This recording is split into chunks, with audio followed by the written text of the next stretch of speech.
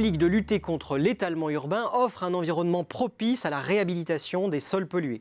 Sauf que la crise sanitaire est passée par là. Elle s'est traduite par un fonctionnement au ralenti des chantiers à la sortie du grand confinement et par un choc sur la demande qui conduit les porteurs de projets, notamment les promoteurs immobiliers, à réduire leurs investissements. Qui plus est, le cycle électoral n'est en général pas favorable au lancement de nouveaux chantiers, sans compter que les élections ont été reportées à cause du confinement. Au total, les dépenses consenties pour la protection des sols, des eaux souterraines et de surface devraient reculer en 2020 et peser sur l'activité de toute la filière de la dépollution des sols. Quant aux perspectives de croissance de l'activité en 2021, elles apparaissent assez limitées selon l'étude Xerfi Precepta, malgré un environnement réglementaire porteur avec les lois Allure et Élan.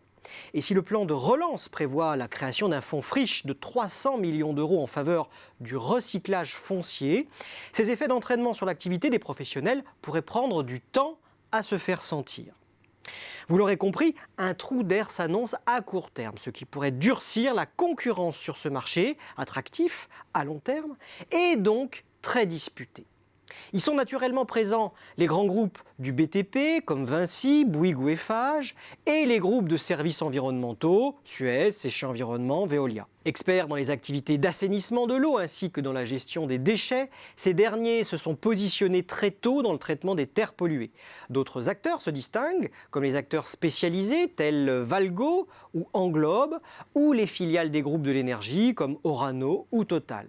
Tous ces acteurs doivent composer avec des donneurs d'ordre de plus en plus puissants depuis la création du statut de tiers demandeur qui permet à un acteur tiers de se substituer aux pollueurs du site, ce qui facilite leur reconversion, notamment lorsque l'ancien propriétaire est inconnu ou défaillant.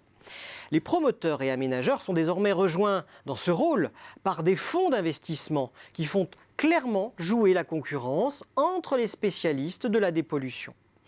Pour mobiliser pleinement tout le potentiel de croissance et défendre les marges, la filière doit poursuivre ses efforts et lever un certain nombre de verrous.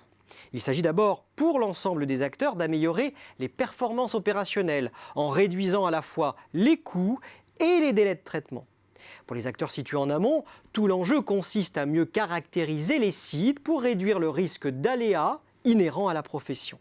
En aval, la valorisation des terres polluées se renforce, notamment grâce à une meilleure traçabilité et une meilleure orientation des sols au sein des filières de traitement appropriées.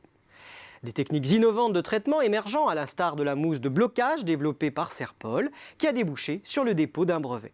La digitalisation se révèle également être un investissement crucial, notamment pour réduire les coûts des études, comme celui des travaux, à travers l'usage du BIM ou du machine learning. Les acteurs misent également sur l'international. Toutefois, cette stratégie demeure l'apanage de grands groupes.